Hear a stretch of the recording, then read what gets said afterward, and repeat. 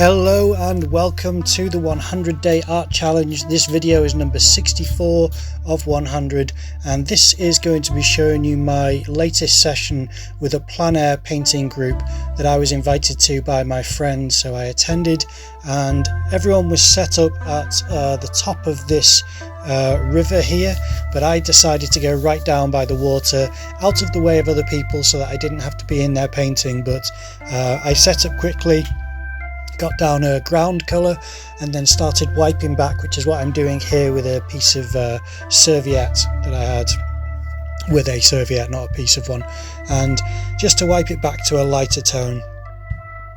That way I've worked out my composition and I can start to paint in some of the details and textures once I've got the basic shape that I'm going to build on.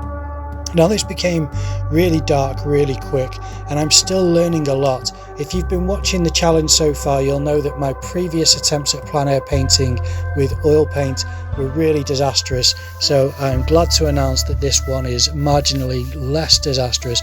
Although it's not a great painting, it wasn't a really good session. It was a really good session as far as it was enjoyable. I met loads of really nice people and I learnt a lot of what the do's and don'ts again that I came across whilst doing this painting, but it wasn't exactly a painting that I'm going to chuck into a frame and exhibit anywhere. It's just because it's plein air and I'm very much an alla prima painter, so whatever I get done in the session is where it stays. I don't take it back home and then continue painting. I just live with it as it is, and that's because I really want to learn how to do a plein air painting from start to finish to quite a high degree. And I'm going to be a while away from that still, but I'm pushing and pushing to try and improve. And all of this time that I've spent painting still life with oil paint has familiarized me better with the medium, so that way when I'm out doing this type of painting, at least I have a better idea of what's happening and why. Because a lot of the issue I had early on is that I wouldn't really understand the issues that I would be having with the paint and why it wouldn't work with each other or mix as well as I imagined it should. So doing it this time was a bit better, even though I still had certain confusing moments which I just felt baffled at what was happening on the surface. I just thought that surely this should be similar to how my still life works, and there was a good reason for that. Apparently doing oil painting on board is quite different to doing it on a canvas, because board is far more absorbent, so the paint just sits on that differently and therefore mixes with itself in a different way than what it does on canvas. And that's something I discovered in this session and discussed with my friend, because she's far more experienced than I am. But it was a lot of fun doing this painting, and you can see it's still really muddy, a lot of brown and dark tones on there, and I was trying to capture the contrast between where the light was hitting and how all of the depth of the water was quite dark, and the parts of the landscape that weren't being hit by light were still quite earth tone in colour,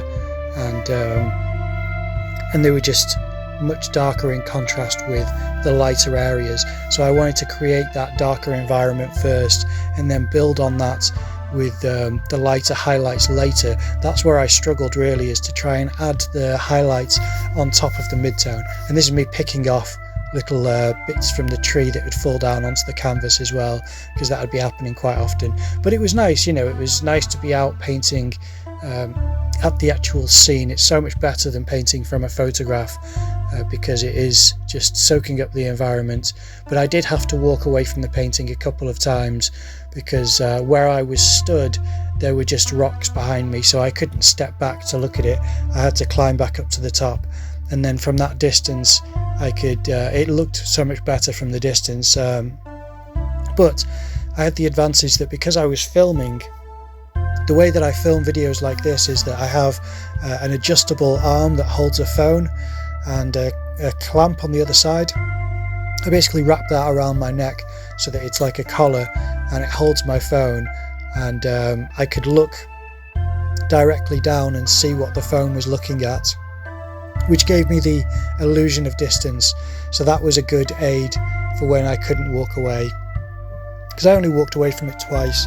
The first time was just because I was going so fast that I thought I need to take a break before I make serious mistakes, and the second time was when I'd finished. So it was about an hour and a half session, so I'm glad that I got this much done in an hour and a half. It definitely is showing a bit of progress with regards to my speed of decision making and observation that I can make in that time. But there are certain things that I'm going to focus on in the future that I just didn't seem to capture at this time, and I think it's things that are really important to me. When I look at paintings that I really admire, I really want to try and push to get something closer to the painters that I'm looking up to, instead of just hacking away at what I'm currently doing. And that's what I'm doing at the moment, is just hacking away at what I'm doing and trying to improve upon what I've already done.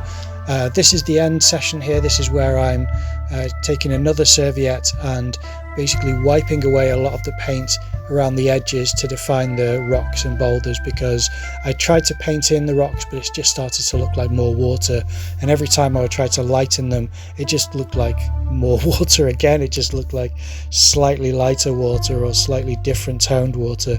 So instead I got a serviette and just wiped all that paint off, but strategically, not in big wipes, just like picking away at it, and that way it started to look more like boulders because it had different texture to it, and it lightened it just enough to make it a more natural rock looking surface really than what I had earlier. So yeah, I'm glad with what I got. I do think it's better than what I've done before, but it is still very tricky and I'm not satisfied yet with what I'm able to achieve. I really want to push to get much better than what I'm currently doing, but as much of a struggle as it is, it was a very enjoyable day. And here's the painting that I got done. So that's it finished, and I won't be adding any more to it. And that's a picture of me there painting down at the bottom, and here's a couple of people. That's my friend on the left and a lady called Wendy on the right, a chap here called Peter, and there were lots of people who I met there, so I tried to take up as many pictures as I could. So this is a few of the people who were there painting, but it was a lovely day. I hope you enjoyed the video. Thanks very much for watching, and I will see you tomorrow.